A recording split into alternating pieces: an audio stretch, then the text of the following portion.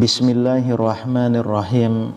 Assalamualaikum warahmatullahi wabarakatuh. Alhamdulillahirabbil alamin. Allahumma shalli ala sayyidina Muhammad wa ala ali sayyidina Muhammad. Sahabat beriman yang dirahmati Allah, subuh adalah waktu yang amat istimewa. Waktu di mana terjadi pergantian dari malam ke pagi, dari gelap menuju terang. Subuh sering diungkapkan secara khusus dalam beberapa ayat Al-Quran. Dan demi subuh apabila fajarnya mulai menyingsing.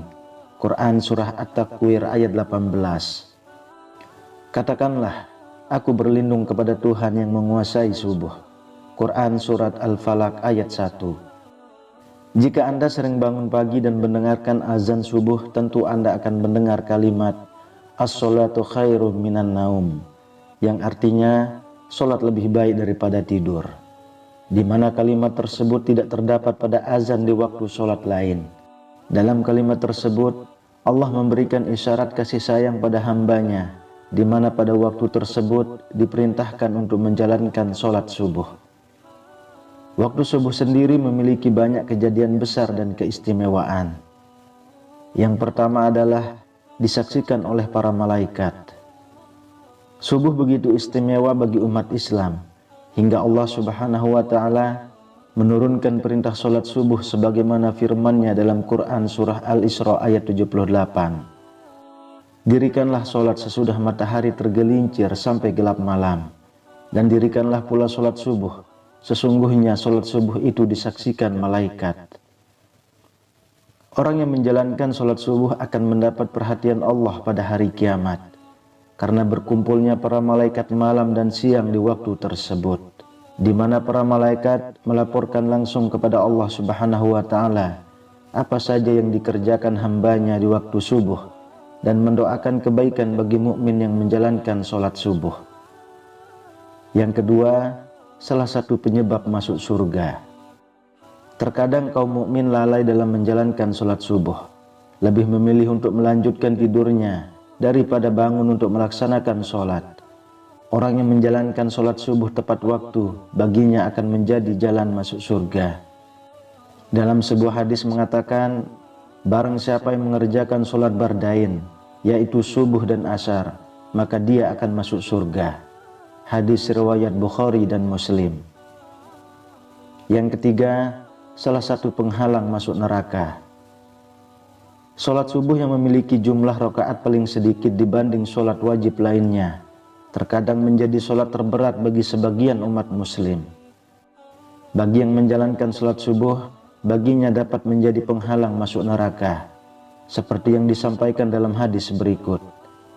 Sekali-kali tidak akan masuk neraka orang yang mengerjakan sholat sebelum matahari terbit di ufuk timur. Hadis riwayat Muslim dan Abu Daud. Yang keempat, berada dalam jaminan Allah. Barang siapa sholat subuh maka dia berada dalam jaminan Allah. Hadis riwayat Muslim. Orang yang menjalankan sholat subuh mendapat jaminan keselamatan dari Allah. Allah akan memberikan perlindungan sepanjang hari tersebut, membuat hari menjadi lebih bersemangat dan terhindar dari rasa malas. Yang kelima, pahala seperti sholat satu malam. Bagi yang menjalankan sholat subuh berjamaah, Allah memberikan keistimewaan berupa pahala, seolah-olah orang tersebut menjalankan sholat sepanjang malam. Dan barang siapa yang sholat subuh berjamaah, maka seolah-olah dia sholat seluruh malamnya. Hadis riwayat Muslim. Yang keenam, bercahaya di hari kiamat. Bekas wudhu dan langkah kaki orang yang menjalankan sholat subuh berjamaah akan menjadi cahaya di hari kiamat menurut Islam. Kelak itu akan membedakan dengan umat lainnya dan menjadi jalan mendapat syafaat Nabi Muhammad SAW.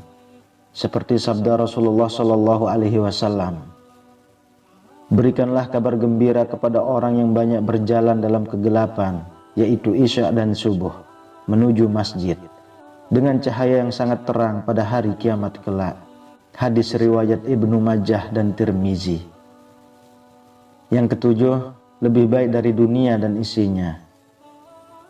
Salat subuh dianggap sebagai amalan yang kebaikannya melebihi dunia beserta isinya. 2 rakaat salat subuh itu lebih baik dari dunia beserta isinya. Hadis riwayat Muslim dan Ahmad. Yang kedelapan, melepaskan 3 ikatan setan. Setan senantiasa menjerumuskan manusia untuk menjauhi perintah Allah. Salat subuh dapat melepaskan diri dari tipu daya setan. Setan membuat 3 ikatan di tengkuk salah seorang dari kalian ketika tidur. Di setiap ikatan, setan akan mengatakan, "Malam masih panjang, tidurlah."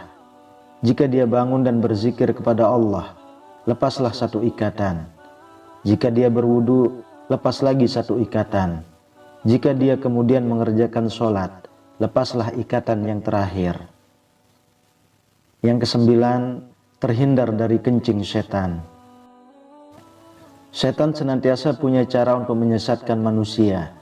Mereka tidak pernah lelah menggoda manusia dari segala penjuru. Mereka melakukan tindakan agar manusia menghindari perbuatan-perbuatan yang baik. Dalam sebuah hadis riwayat Al-Bukhari dan Muslim, Ibnu Mas'ud radhiyallahu anhu mengatakan bahwa salah satu tindakan setan yang menyesatkan ialah mengencingi manusia. Orang-orang yang bangun kesiangan hingga lalai dalam menjalankan sholat subuh. Disebutkan kepada Nabi Muhammad SAW, ada seorang laki-laki yang tidur semalaman hingga waktu pagi dan kehilangan waktu subuh. Maka Rasulullah SAW bersabda, laki-laki itu telah dikencingi setan pada telinganya. Agar terhindar dari hal tersebut, manusia sudah selayaknya bangun di awal waktu subuh dan menjalankan sholat subuh tepat waktu. Yang ke-10, waktu terkabulnya doa. Pada waktu subuh, malaikat siang dan malam berkumpul. Barang siapa yang menjalankan sholat subuh dan memohon doa, akan didoakan oleh seluruh malaikat dan disampaikan langsung kepada Allah Subhanahu wa Ta'ala. Manfaat doa dalam Islam pada kondisi seperti ini memang mustajab. Pada waktu itu adalah tersebarnya rahmat, banyak permintaan yang diberi dan dikabulkan, dan juga nikmat semakin sempurna kala itu. Hadis riwayat Muslim. Yang ke-11, waktu pembagian rezeki. Pada waktu subuh, malaikat membagi rezeki kepada semua umat manusia. Dianjurkan untuk berdoa atau membaca Al-Quran setelah sholat subuh. Barang siapa yang sholat subuh dan memohon rezeki, maka Allah akan memberikan keberkahan yang lebih padanya. Rasulullah SAW bersabda, seusai sholat subuh, janganlah kamu tidur sehingga melalaikan kamu untuk mencari rezeki. Hadis riwayat Tabrani. Doa pembuka rezeki dari segala penjuru memang sangat tepat jika Anda panjatkan di waktu datangnya sholat subuh, karena waktu tersebut merupakan awal dari aktivitas. Yang ke-12, waktu yang baik untuk berzikir. Zikir adalah tanda seorang mukmin mengingat dan memuji Allah. Orang yang mengetahui keutamaan berzikir di waktu subuh akan mendapat ketenangan hati dan merupakan waktu yang dianjurkan oleh Allah. Allah Subhanahu wa Ta'ala berfirman, maka bertasbihlah kepada Allah di waktu kamu berada di petang hari dan waktu berada di waktu subuh. Quran Surat Ar-Rum ayat 17. Yang ke-13, mendapat keselamatan. Rasulullah SAW pernah bersabda, sesungguhnya Allah jika menurunkan bala dari langit kepada penduduk bumi, maka Allah akan menghindarkannya dari pemakmur masjid. Hadis riwayat Asqari. Arti dari hadis tersebut ialah orang yang menjalankan sholat subuh berjamaah akan terhindar dari mara bahaya.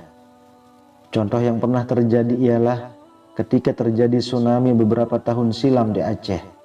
Jamaah yang sedang sholat subuh di masjid itu terhindar. Padahal jika kita memakai logika, pada saat itu daerah sekitar seutuhnya tersapu oleh tsunami. Yang ke-14, diampuni dosa-dosanya. Allah menjanjikan pengampunan bagi orang-orang yang senantiasa menjalankan sholat subuh dan memohon ampunan atas dosa-dosa pada waktu tersebut. Setelah sholat subuh, dianjurkan untuk membaca kalimat Subhanallah wa bihamdihi subhanallahil azim sebanyak 100 kali. Rasulullah Shallallahu Alaihi Wasallam bersabda, barang siapa mengucapkan Subhanallah wa bihamdihi subhanallahil azim 100 kali dalam sehari, ia akan diampuni segala dosa-dosanya, sekalipun dosanya itu sebanyak buih di lautan. Hadis riwayat Muslim dan Tirmizi. Yang ke-15, terhindar dari munafik. Dalam hadis riwayat Imam Malik mengatakan, batas antara kita dengan orang-orang munafik adalah yang menghadiri sholat isya dan sholat subuh. Hal itu dikarenakan orang munafik tidak akan sanggup untuk menghadiri kedua sholat tersebut. Hadis riwayat Imam Malik. Hadis tersebut menjelaskan bagi yang menjalankan sholat subuh dapat terhindar dari ciri orang munafik. Yang ke-16, dapat melihat Allah. Manusia dapat melihat Allah saat berada di surga nanti.